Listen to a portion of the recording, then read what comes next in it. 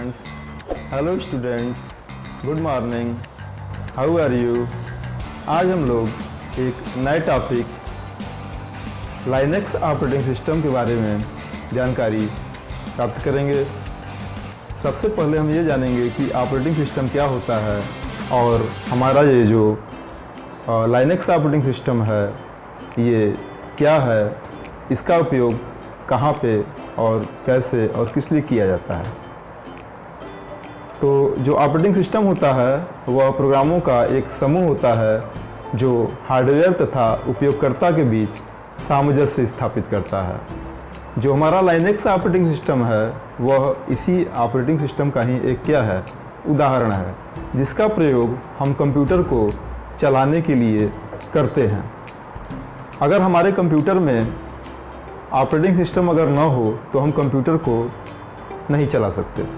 Computer बिना operating system के किसी भी प्रकार का कोई भी एप्लीकेशन से संबंधित कार्य नहीं कर सकता है। जैसे मकान के निर्माण के पहले हमें नींव की आवश्यकता होती है, ठीक उसी प्रकार से हमारे कंप्यूटर में किसी न किसी ऑपरेटिंग सिस्टम का होना अनिवार्य है। लाइनेक्स ऑपरेटिंग सिस्टम एक बहुत ही सस्ता ऑपरेटिंग सिस्टम है जिसे हम इंटरनेट के माध्यम से फ्री में डाउनलोड कर सकते हैं। लाइनेक्स ऑपरेटिंग सिस्टम सर्वप्रथम यूनिक्स के संस्करण के द्वारा ही विकसित किया गया और इस लाइनेक्स ऑपरेटिंग सिस्टम का निर्माण लाइनेक्स टॉरवेल्ड नाम के एक वैज्ञानिक ने किया। लाइनेक्स ऑपरेटिंग सिस्टम का उपयोग इस समय वर्तमान में विभिन्न प्रकार के कार्यों को करने के लिए किया जा रहा है। लाइनेक्स का विकास यूनिक्स के एक संस्करण को मुफ्त बांटने के लिए किया गया। जैसा कि आप सभी जानते हैं कि AT&T बेल लेबोरेटरी में सर्वप्रथम डेनिस रिची नाम के एक वैज्ञानिक ने यूनिक्स का आविष्कार किया था और इसी को डेवलप करके यहाँ पे लाइनेक्स नामक ऑपरेटिंग सिस्टम का विकास किया गया। लाइनेक्स टॉरवेल्ड को लाइनेक्स का क्या कहा जाता है, जनक कहा जाता है, ठीक है। और लाइनेक्स यूनिक्स का ही एक क्या है, प्रतिरूप है। यूनिक्स का ही एक व्यावसायिक ऑपरेटिंग सिस्टम बनाया गया जिसे लाइनेक्स नाम दिया गया। इसे मुफ्त में प्रयोग में लाने हेतु विकास किया गया था और प्रारंभ में यह यूनिक्स के एक लघु संस्करण निमिक्स के रूप में इसका विकास किया गया। सन 1991 में लाइनेक्स टॉरवेल्ड ने इसका पहला संस्करण इंटरनेट पर प्रसारित किया। इन्होंने इसका पूरा सोर्स कोड वहाँ पे इंटरनेट पे डाला, जिससे प्रभावित होकर बहुत सारे जो हमारे कंप्यूटर प्रोग्रामर थे उन्होंने अपने अनुसार इनमें संशोधन किया, इनमें परिवर्तन किया और फिर लास्ट में लाइनेक्स का वितरण GNL अर्थात जनरल पब्लिक लाइसेंस के अंतर्गत किया गया। लाइनेक्स में यूनिक्स के साथ अन्य ऑपरेटिंग सिस्टम के समान ही विभिन्न प्रकार की विशेषताएं समाहित हैं। लाइनेक्स के बहुत सारे उपयोग हैं, जैसे जो लाइनेक्स है वो मल्टी यूजर ऑपरेटिंग सिस्टम है, ये इसकी पहली विशेषता है। यानी एक साथ लाइनेक्स पे कई लोग कार्य कर सकते हैं। लाइनेक्स मल्टीटास्किंग ऑपरेटिंग सिस्टम है।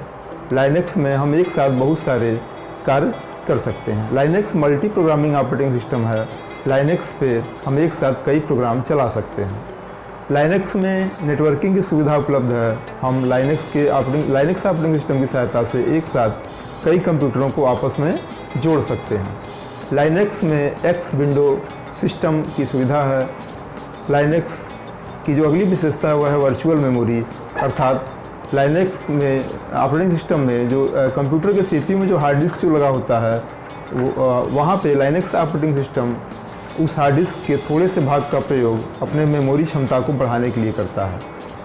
अगला जो ऑपरेटिंग सिस्टम है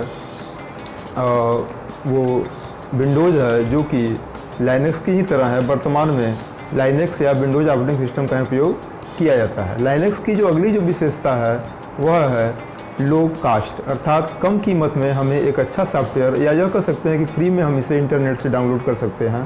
तो इस प्रकार से हमें एक अच्छा सॉफ्टवेयर यहाँ पे मिल जाता है। अगली जो विशेषता है वह है वायरस मुक्त। लाइनक्स क्या है? एक वायरस फ्री ऑपरेटिंग सिस्टम है, अर्थात अगर हम इसे अपने कंप्यूटर सिस्टम में अगर इंस्टॉल करते हैं तो यहाँ पे किसी भी प्रकार का कोई भी वायरस का झंझट नहीं होता है।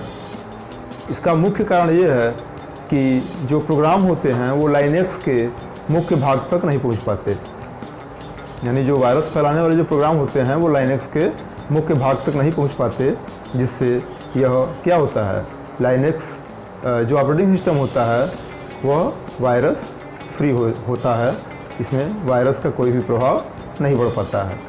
फिर जो नेक्स्ट टॉपिक है वो है लाइनक्स की संरचना, अर्थात स्ट्रक्चर ऑफ लाइनक्स। देखिए, लाइनक्स को 3 भागों में बांटा गया है। पहला है कर्नल, दूसरा है शेल और तीसरा है अनुप्रयोग। ये कर्नल क्या है? कर्नल जो होता है वो लाइनक्स का मुख्य भाग होता है और यह कंप्यूटर के हार्डवेयर को नियंत्रित करने का कार्य करता है। दूसरा है आपका शेल।